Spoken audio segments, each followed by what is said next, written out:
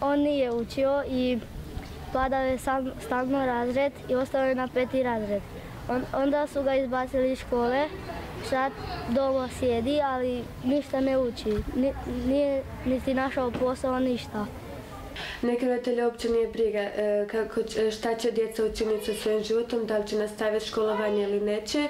Oni, znači, cure prvenstveno se brzo zaljubljuju, glava im, mislim, pamet im ode, ostavljaju tamo negdje na paši i onda vide samo tog dečka, samo tu svoju ljubav.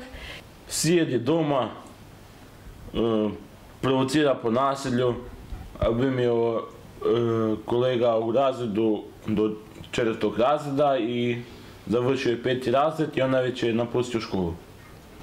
Tu prvu godinu kad sam pala, mama je rekla da mislim da ne idem više u školu jer to će biti trošak i to sve, a ja sam htjela ići dalje jer ipak sam mislila šta ću doma, a onda šta ću se udati i to sve. Ja ne želim to jer to inače slijedi. Ako ne ideš više u školu, onda moraš se udati, ne možeš biti doma roditeljima, sjediti na grbači, ne? Tu kod nas je to tako da se nekim ljudima ne da znači učiti, ne da im se ići u školu, dugo im traje i naporno im je, jednostavno su ljeni. Nije istina da nije moguće naći posao, moguće je naći posao, ali normalno mora se čovjek potruditi da dobije posao.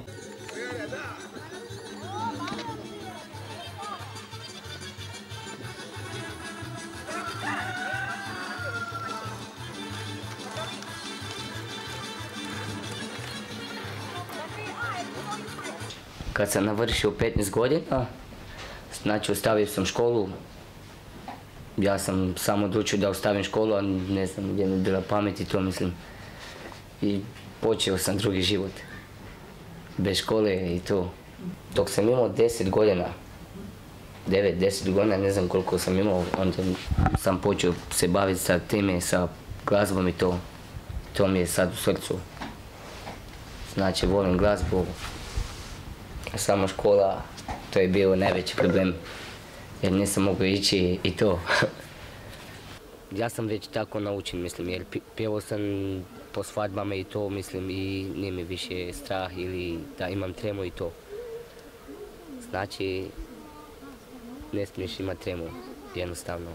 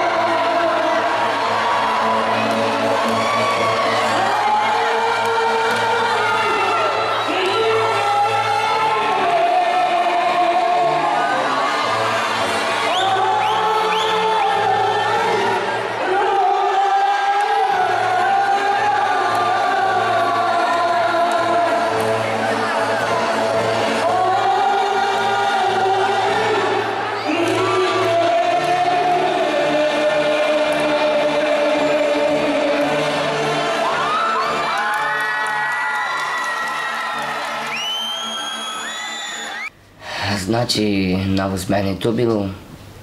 Ja sam se išao tamo ogrijati to, mislim. On je došao s puškom tamo, a puška je ne bila dobra. I eto što se dogodilo. Opucili su me. Evo, ja sam već išao u Čakovcu pitati za školu. Trebao sam ići sad u 9. mjesecu, mislim. U 9. mjesecu sam trebao ići, ali zvao me učitelj, Mario, iz Čakovca, a ja nisam bio doma. Bio sam u Varaždinske Toplice na liječenje, pa nisam mogao sad. Namjeravam poslije Nove godine 100% ću ići. Pitat ću učitelja i idem. Znači još moram riješiti 7., 8. i normalno u srednju. Trebam završiti školu, znači početi drugi život živjeti, jer bez novca ne možeš ništa. Kuda idem posle njem, ko će da me smijem, od kada me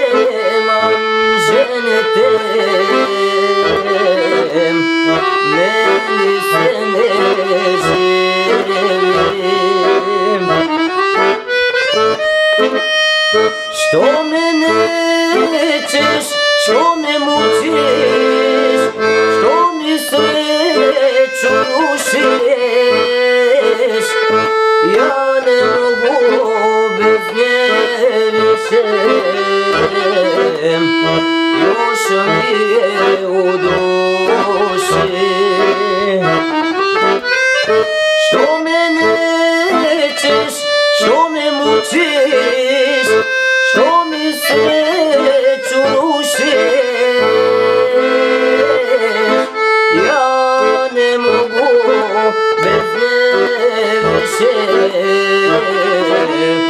još mi je u duši.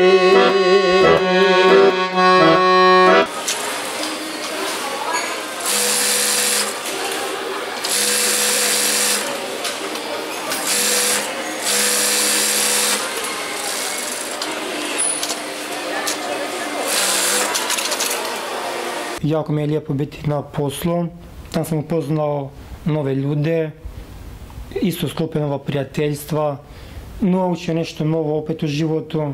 Kad imam vremena, uvijek nekad doma sašijem, ako treba nekome nešto popraviti, popravim. Baš kroz dan nemam vremena, čitav dan sam na poslu, biciklom idem, kada mi treba malo više vremena da stignem doma, ali ne žalim se što idem na bicikl, znam da će mi se to isplatiti jednoga dana, jer na proljeće na vozački idem obavezno i to me se jako veselim i to uvijek se natjeram na ono još malo, uvijek. Znači ja sam oduvijek htio završiti što srednju školu, što osnovnu školu.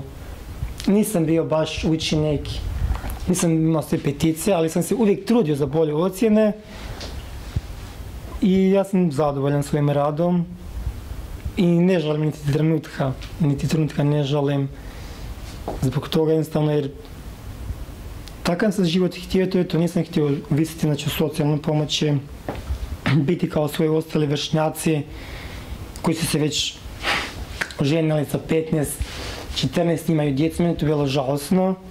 I uvijek sam im ja govorio zašto se tako žurite, imate vremena pa pustite to. Ja znam da ste se sad zaljubili, ali vi nemate pojma kaj je život, nemam niti ja pojma, ali sam siguran da život nije jednostavan. Tako da ja sebe kao oca još ne vidim, niti u braku, ne. Dok sam mlad, ja ću živjeti, to je to. Meni ništa ne fali u životu. Planiram da jednoga dana se odselim od ovoga mjesta, jer ova sredina je jako konzervativna. Ima previše predrasuda, ljudi govore gluposti, različite stvari. Biti šire tračeve, ali ja se na to nikad nisam opasirao, to sam jednostavno ignorirao. Ne težim luksuzu, skupocjenim stvarima, ne. Nešto jednostavno, ono najosnovnije, što je čovjeku potrebno za normalan, kulturan i pristojan život. Obitelj, to je to. Živjeti život dostojno čovjeka. Ništa komplicirati.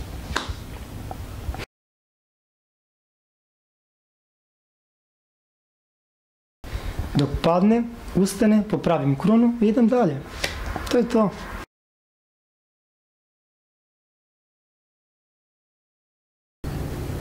A što se radi u srednjoj školi? Idem na fakultet.